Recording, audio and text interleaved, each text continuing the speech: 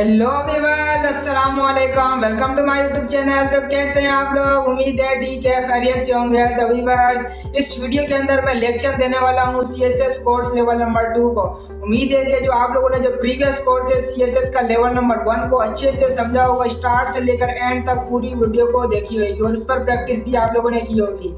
उम्मीद करता हूँ आप लोग इस वीडियो को भी स्टार्ट से लेकर एंड तक आप लोगों ने पूरी वीडियो को गौर से वॉच करना है और इस पर काम करना है, इसको समझना है और इस पर प्रैक्टिस करनी है। तो बिना किसी टाइम वेस्ट किए चलते हैं अपने स्क्रीन की तरफ। और साथ ही साथ मेरी आप सबसे छोटी सी रिक्वेस्ट है, आप लोगों ने क्या करना है, इस YouTube चैनल को आप लोगों ने भरपूर सपोर्ट करना है, वीडियो को लाइक करना है, शेयर करना है, चैनल को सब्सक्राइब करना है और हर जगह आप लोगों ने फैलाना है ताकि हर एक शख्स इससे फायदा उठाए, इस पर काम करे और अर्निंग करे। तो बिना किसी टाइम वेस्ट के चलते हैं हम लोग अपनी स्क्रीन की तरफ। तो व्यूअर्स, जैसे हम लोग अपनी स्क्रीन की तरफ आएंगे तो स्क्रीन की तरफ आते ही हम लोगों ने सबसे पहले अपने कोर्स पर फोकस करना है। कोर्स पर यहाँ पर जैसे ही आएंगे तो सबसे पहले हमारे पास लेवल नंबर 2 के अंदर हमारे पास सबसे पहले आएंगी टैक्स प्रॉपर्टीज। और टैक्स प्रॉपर्टीज को एक नहीं है, टैक्स प्रॉपर्टीज के अंदर काफ़ी सारी चीज़ें जिनको हम लोगों ने समझना है, उन पर स्टडी करना है। टैक्स प्रॉपर्टीज के अंदर सबसे पहले हमारे पास आता है टैक्स अलाइन। टैक्स अलाइन को हम लोग देखते हैं कि यह भी क्या होता है। टैक्स अलाइन मैं आप लोगों को पहले समझा दूं, जब भी हम लोग अपने वेब पेज के अंदर कोई भी कंटेंट लिखेंगे उसकी हम लोगों ने सेटिंग करनी है, लेफ्ट में करना है, राइट में करना है, सेंटर में करना है। तो हम लोग उसके लिए टैक्स अलाइन की जो प्रॉपर्टी हम लोग देंगे, टैक्स अलाइन की प्रॉपर्टी देंगे। इसको हम लोग करके देखते हैं कि कैसे यूज़ होएगा। हम लोग आ गए अपने VS कोड के अंदर। सबसे पहले मैंने यहाँ पे अपनी HTML फाइल बनाई हुई है और CSS स्टाइल की भी फाइल बनाई हुई है। एक्सटर्नल हम लोग यूज़ करेंगे CSS को। तो सबसे पहले मैं यहाँ पर अपने वेब पेज के अंदर कोई भी कंटेंट लिख देता हूँ।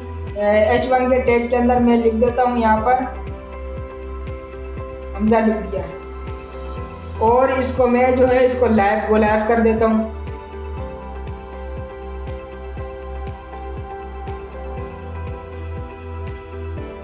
ये देखो वो लाइव हो गया। और यहाँ पर हमारे पास देख सकते हो आप लोग, हमारे पास कंटेंट लिखा हुआ है राइट लेफ्ट साइड पे। इसको हम लोगों ने सेंटर करना है या लेफ्ट करना है, जो भी सेटिंग करनी है वो हम लोग टैक्स अलाइन के जरिए कर सकते हैं। अभी मैं यहाँ पर आके इसकी मैं टैक्स अलाइन की प्रॉपर्टी दे देता हूँ। यहाँ पे CSS के अंदर यहाँ पर सबसे पहले मैंने कॉल करवाना है, कॉल करवा लिया, मैंने H1 का टैग दिया था। यहाँ पर मैं इसको दे देता हूँ टैक्स अलाइन। इसको मैं अभी मिसाल के तौर पर सेंटर कर देता हूँ। ये देख सकते हैं आप लोग, इसकी मैंने टैक्स अलाइन की मैंने प्रॉपर्टी दी, इसको मैंने सेंटर किया और ये यहाँ पे हमारे पास कंटेंट क्या हो गया, वेब पेज के सेंटर में आ गया। इसी तरह मैं इसको राइट भी कर सकता हूँ।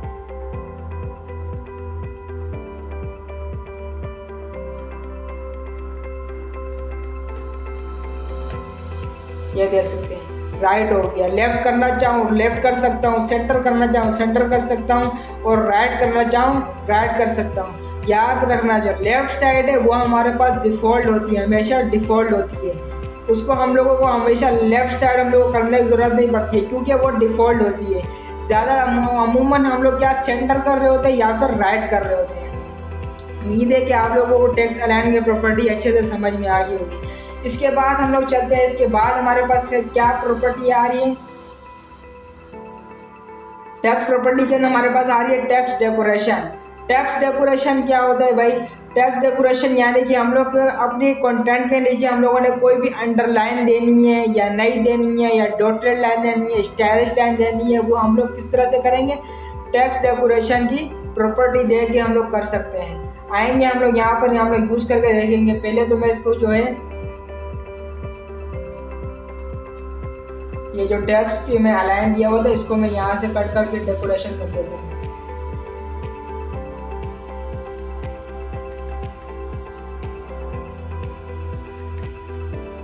वैल्यू कौन सी देनी है, वैल्यू देख लेते हैं हम लोग। हमारे पास वैल्यू काफ़ी सारी किस्म की है लेकिन हमारे पास सिर्फ 4 मेन वैल्यू जो ज़्यादातर यूज़ हो रही होती है, अंडरलाइन, ओवरलाइन, लाइन थ्रू और नन।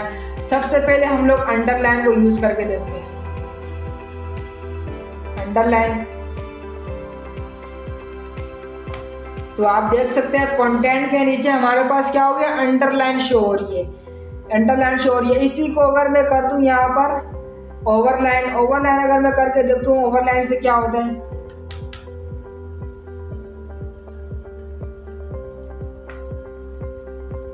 ओवरलाइन हमारे पास अंडरलाइन कहाँ पर आ गई है, कंटेंट के ऊपर, कंटेंट के टॉप पर आ गई है। अंडरलाइन हमारे पास यानी कि कंटेंट के नीचे, और ओवरलाइन हमारे पास कंटेंट के ऊपर लाइन आ जाएगी। इसी तरह हमारे पास और क्या है, इसके बाद हमारे पास आ रहा है लाइन थ्रू। लाइन थ्रू क्या काम करेगा, कंटेंट को कट कर देगा, यानी कंटेंट के बीच में लाइन आ जाएगी। इसको करके देखते हैं।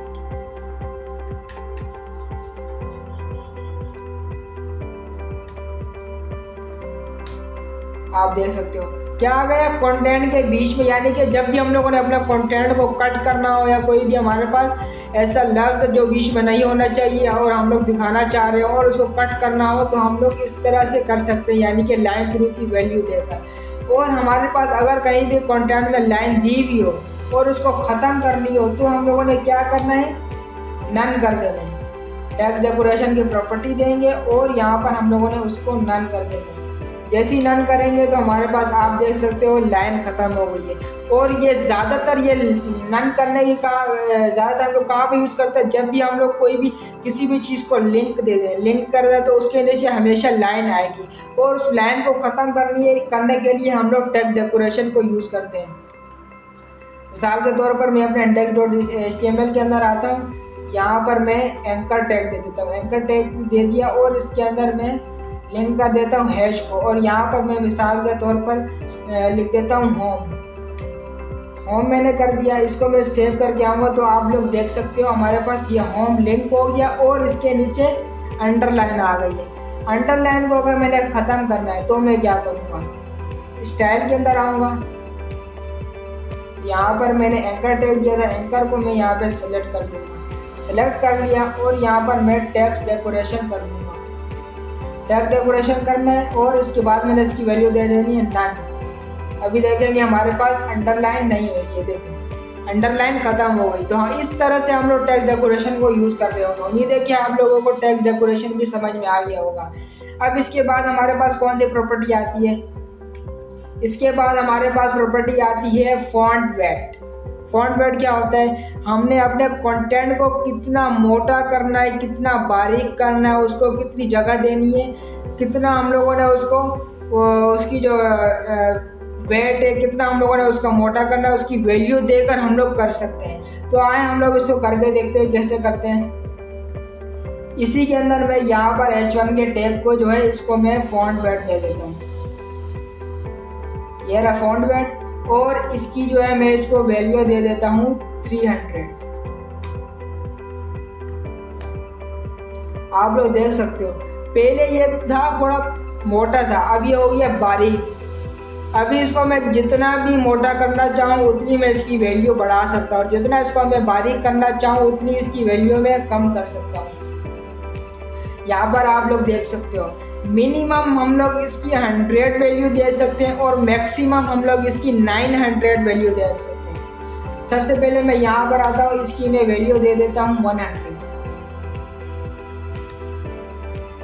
100 मैंने इसकी वैल्यू दे दी है। क्या हो गया, ये बारीक हो गया। और इसको भी मैंने मोटा करना हो, इसकी मैं वैल्यू क्या दे दूंगा, 900 कर दूंगा। 900 में क्या हो गया, ये हमारे पास मोटा हो गया। तो इस तरह से हम लोग अपने फॉन्ट वेट को यूज़ कर सकते हैं। किसी भी कंटेंट को बारीक करना हो या मोटा करना हो, उसके फॉन्ट वेट की हम लोग प्रॉपर्टी देंगे, उसके बाद उसकी वैल्यू दे देनी, या तो 100 या उसके बीच की, या फिर 900 मैक्सिमम है। इसके बाद हमारे पास क्या प्रॉपर्टी आती है, text property font family. Font family क्या है भाई, हम लोगों ने अपनी प्रॉपर्टी को कौन सा स्टाइल देना है, उसकी जो राइटिंग स्टाइल है, कौन से स्टाइल में हम लोगों ने लिखना है। मिसाल के तौर पर एरियल हो जाए, रिपोर्टो हो जाए, और भी काफ़ी सारे नाम हैं हमारे पास फॉन्ट फैमिली के। उसको मैं करके देखता हूँ। तो यहीं पर ही मैं अपने कंटेंट को, इसी कंटेंट को मैं फॉन्ट फैमिली दे देता हूँ। फॉन्ट फैमिली देख सकते हैं हमारे पास काफ़ी सारी फैमिलीज है, काफ़ी सारे स्टाइल है। ये देखो काफ़ी सारे, इनमें से किसी को भी दे दो, यानी कि रिपोर्टो देख सकते हो, रिपोर्टो नहीं है। ये टाइम न्यू रोमन दे देते हैं, ये देखते चेंज आता है कि नहीं। हमारे पास इसके अंदर मैं इसको इस तरह से अभी तो मिसाल के तौर पर हमारे पास पता नहीं लग रहा है कि क्या चेंजेस आई है नहीं है। इसको मैं इंस्पेक्ट करके चेक कर सकता हूँ कि हमारे पास इसमें कोई चेंजेस आई है कि नहीं आई है। यहाँ पर आया और हमारे पास में स्टाइल में मैंने आ जाना है। स्टाइल इसकी ये रही, ये देख सकते हो। इसको मैं यहाँ से इसको मैं हटाता हूँ, आप लोग देख सकते हो इसमें कोई चेंजेस, हल्की सी चेंजेस आई है।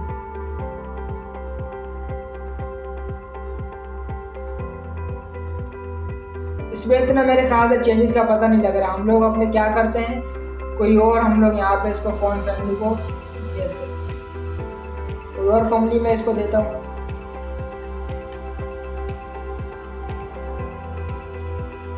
ये एक ये वाली है, इसको मैं देता हूँ। ये चेंजेस आई है कि नहीं, चेंजेस आई हैं।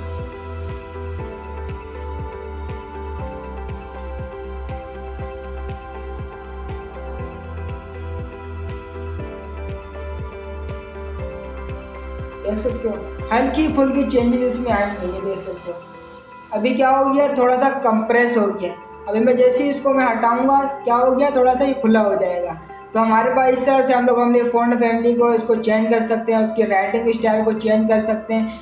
और डिफरेंट राइटिंग स्टाइल में आप लोगों को मैं बाद में दिखाऊंगा। जो अलग अलग राइटिंग स्टाइल आप लोग वेबसाइट में देख रहे होते हैं, यूज़ हुई भी होती हैं, वो भी अलग से उसका डिफरेंट तरीके है, वो भी मैं आप लोगों को करके दिखाऊंगा। लेकिन अभी तक हम लोगों ने बेसिक को समझना है, स्टेप बाय स्टेप आगे बढ़ना है। उम्मीद है कि आप लोगों को फ़ॉन्ट फैमिली का टैग भी अच्छे से समझ में आ गया होगा।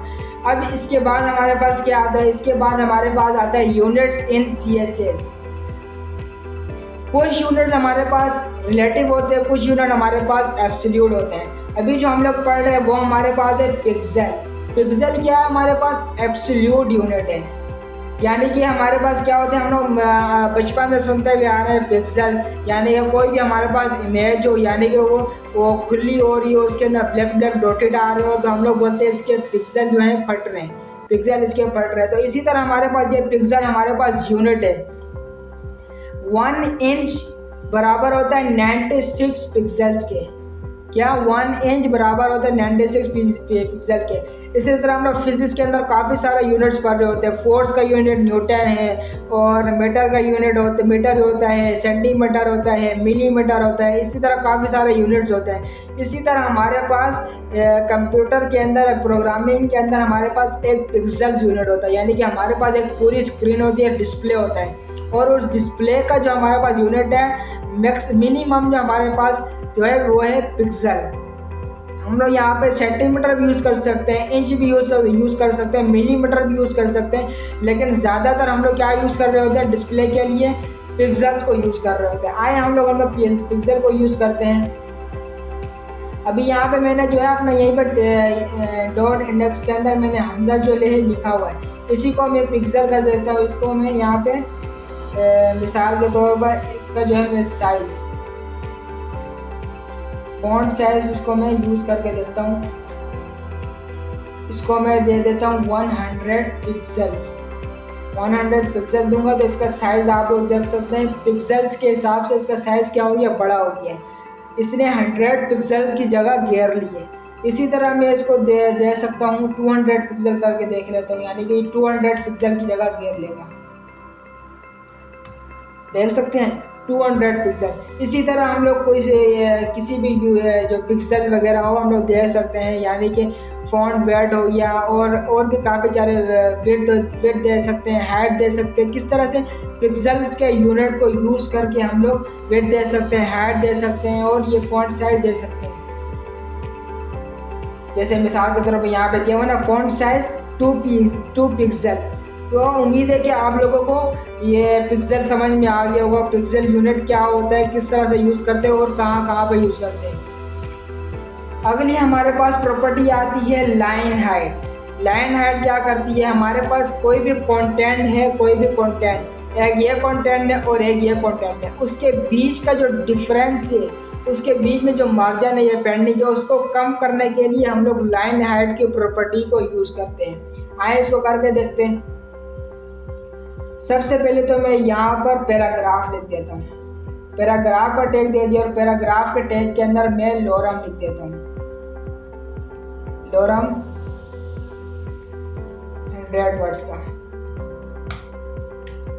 आप लोग देख सकते हैं क्या हो गया, हमारे पास लोरम लिखा हुआ आ गया। इस लोरम को मैं इसकी लाइन हाइट दे देता हूँ। CSS के अंदर आएंगे, यहाँ पर मैंने क्या करना है, अपने पैराग्राफ को कॉल करवाऊंगा। कॉल कर ली और इसको मैंने ब्रैकेट में क्रॉस कर दिया। यहाँ पर मैं इसको क्या कर देता हूँ, लाइन हाइट की मैंने इसको प्रॉपर्टी दे देती हूँ। और इसके बाद इसकी मैं सबसे पहले तो इसकी वैल्यू दे देता हूँ नॉर्मल में। ये नॉर्मल ही लेगा, कोई फर्क नहीं पड़ेगा, इसको कोई फर्क नहीं पड़ा है। तो इसी तरह में यहाँ पर भी आप लोग देख सकते हैं 2 पिक्सल, इसको पिक्सल में यूज करके देखते हैं पिक्सल में कोई फर्क पड़ता है नहीं पड़ता है।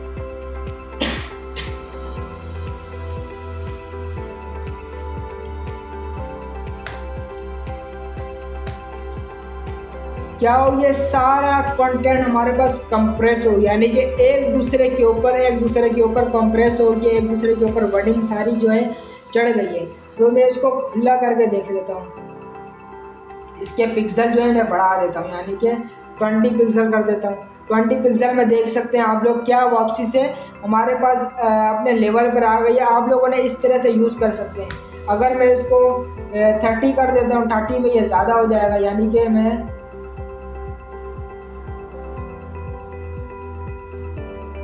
30 पिक्सल में कुछ ज़्यादा इसकी लाइनिंग स्पेसिस है। ये देखो कुछ ज़्यादा इसकी लाइनिंग के दरमियान में स्पेसिस आ गई है। तो इस तरह से आप लोग यूज़ कर सकते हैं। इसके बाद में थोड़ा जल्दी इस तरह से लेके चल रहा हूँ, क्योंकि हमारे पास जो है ना वीडियो काफ़ी लॉन्ग हो जाती है। तो मैं जल्दी आप लोगों को समझाने की कोशिश करूँगा, ताकि मेरा भी टाइम वेस्ट ना हो और आपका भी टाइम वेस्ट ना हो।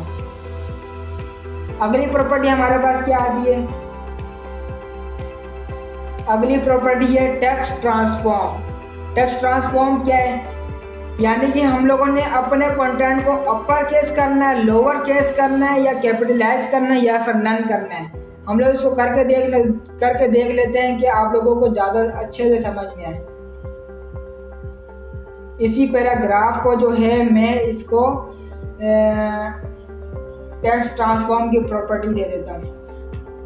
टेक्स्ट ट्रांसफॉर्म की जो मैं इसको लोअर केस कर देता हूँ। लोअर केस करके मैं जाता हूँ, देखता हूँ कोई भी फर्क नहीं पड़ा, क्योंकि ये पहले ही से लोअर केस था। इसको मैं अपर केस करके देख लेता हूँ। अपर केस करूँगा, अपर केस करके देखते हैं हमारे पास सारा कंटेंट जो भी था क्या हो गया, अपर केस हो गया। क्यों अपर केस हो गया, क्योंकि हम लोगों ने इसकी टेक्स्ट ट्रांसफॉर्म की प्रॉपर्टी दी और उसकी वैल्यू हम लोगों ने क्या दी है, अपर केस। इस तरह से मैं इसको नन करके देख लेता हूँ। नन करने से क्या होगा, कोई भी फर्क नहीं पड़ेगा नन करने से। और एक और प्रॉपर्टी है हमारे पास कैपिटलाइज। कैपिटलाइज करने से क्या होगा, हमारे पास जो है फर्स्ट लेटर क्या हो जाएगा, कैपिटल हो जाएगा, और उसके आगे के जो लेटर्स होंगे वो क्या हो जाएंगे, सारे स्मॉल हो जाएंगे। तो इस तरह से हम लोग हमारे पास ये प्रॉपर्टी सारी यूज़ कर रहे होते हैं। उम्मीद है कि आप लोगों को टेक्स्ट ट्रांसफॉर्म की जो प्रॉपर्टी है ये भी अच्छे से समझ में आ गई होगी। अब इसके बाद हमारे पास क्या आता है, टेक्स्ट ट्रांसफॉर्म के बाद। टेक्स्ट ट्रांसफॉर्म के बाद हमारे पास आता है प्रैक्टिस सेट नंबर 2, यानी कि लेवल नंबर 2 के जो है प्रैक्टिस, वो ये रही आप लोगों के पास। आप लोगों ने इस पर प्रैक्टिस करनी है। मैं आप लोगों को थोड़ा बहुत आप लोगों को समझा देता हूँ, करके दिखा देता हूँ कि आप लोगों ने करना क्या है। सबसे पहले आप लोगों ने क्या करना है, question number 1, create a heading. एक हेडिंग बनाने लिए है और उसको सेंटर कर देना है on the page with all of it text capitalised by default. यानी कि आप लोगों ने जो है कंटेंट हेडिंग बनाने लिए उसको सेंटर में करना है पेज के, और उसका जो कंटेंट होगा वो आप लोगों ने कैपिटलाइज कर लेना है। इसको करके देख लेते हैं। सबसे पहले तो इसको सिलेक्ट करके मैं इसको कट कर देता हूँ। यहाँ पे हम लोग अपना नया बना लेंगे, और जो है यहाँ पर जो है टाइटल के बाद मैं इसको लिंक कर दूंगा style.css को। सबसे पहले मैंने यहाँ पे क्या करने लिए, एक हेडिंग बना लेनी है। हेडिंग 1 के टैग के अंदर मैं लिख देता हूँ क्लास बना ली, और इसको मैं यहाँ पे अभी स्टाइल दे देता हूँ। सबसे पहले मैंने H1 को सेलेक्ट किया, और यहाँ पे मैंने इसको क्या करना है, सबसे पहले इसको मैंने सेंटर कर देना है। सेंटर कैसे करेंगे, यानी कि टेक्स्ट अलाइन में दूंगा, और इसको मैंने यहाँ पे सेंटर करना है। तो ये क्या हो जाएगा, हमारे पास सेंटर हो। क्या हो गया हमारे पास, क्लास क्या हो गई हमारे पास सेंटर में हो गई है। हम लोगों ने इसको सबसे पहले हेडिंग दी, फिर इसके बाद हम लोगों ने इसको टेक्स्ट अलाइन के जरिए हम लोगों ने इसको सेंटर कर दिया। अब इसके बाद हमें ये क्या बोल रहा है, इसके बाद हमें बोल रहा है इसको कैपिटलाइज कर दो। इसको कैपिटलाइज कर देंगे। कैपिटलाइज कैसे होएगा, स्टाइल के अंदर आएंगे, यहाँ पे हम लोगों ने इसको टेक्स्ट ट्रांसफॉर्म करना है। टेक्स्ट ट्रांसफॉर्म हम लोगों ने कैपिटलाइज कर देंगे और ये हमारे पास क्या हो जाएगा, कैपिटलाइज, यानी कि फर्स्ट लेटर कैपिटल हो जाएगा और आगे के जो लेटर्स होंगे वो हमारे पास स्मॉल हो जाएंगे। इसके बाद हमारे पास क्या आ रहा है, क्वेश्चन नंबर 2। क्वेश्चन नंबर 2 के अंदर क्या है, set the font family of all the content in the document two times new Roman. ये क्या है हमारे पास, क्या बोल रहा है, मैंने पहले भी आप लोगों को करके दिखाई थी कि यानी कि हम लोग अपने टेक्स्ट को फॉन्ट फैमिली देनी है या उसको जो स्टाइल दे देना है। स्टाइल क्या है, times new Roman. Question number 2 को भी मैं इसी में करके दिखा देता हूँ, यानी कि फॉन्ट फैमिली के बाद इसको टाइम्स न्यू रोमन दे देनी है। यह हो गया यहाँ तक। उम्मीद है कि आप लोगों को समझ में आ गई होगी फॉन्ट फैमिली कैसे देनी है।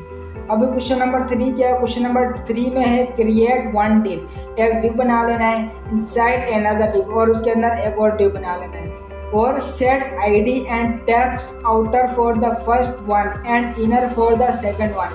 जो पहला डिव जो बनाया है उसको हम लोगों ने दे देना है आउटर का नाम और उसके अंदर भी आउटर दे देना है, और उसके अंदर जो डिव बनाया है उसको हम लोगों ने इनर कर देना है।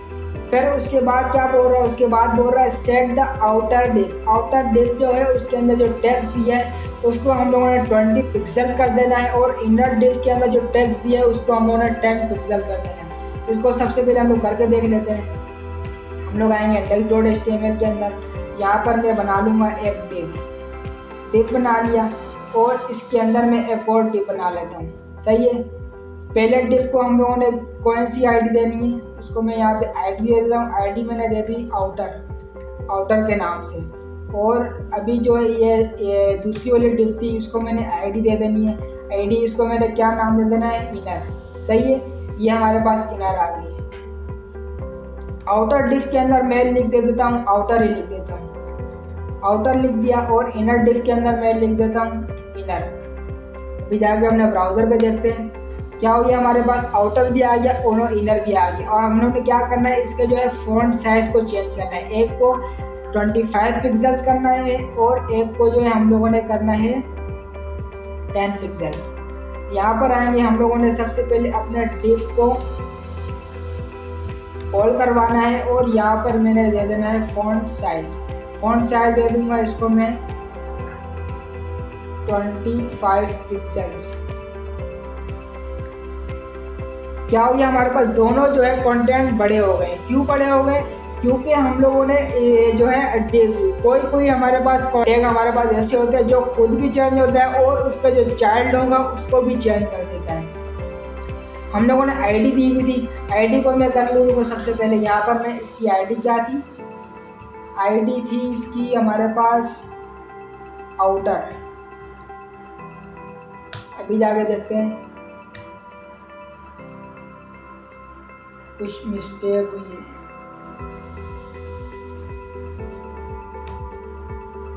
क्या हो गया, हमारे पास वापसी चेंज हो गया। अभी हम लोगों ने क्या करना है, जो हमारे पास इनर था उसको हम लोग चेंज कर लेंगे।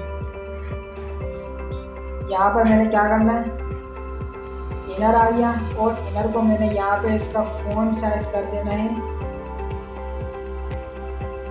फ़ॉन्ट साइज इसको मैं दे देता हूँ 10 पिक्सल्स।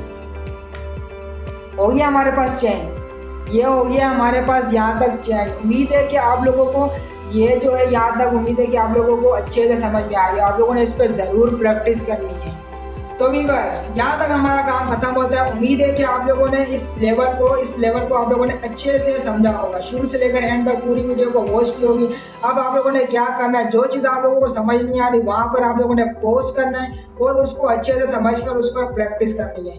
तो मिलता हूँ आप लोगों से मैं नेक्स्ट लेवल के अंदर। तो जब तक के लिए अल्लाह हाफिज़।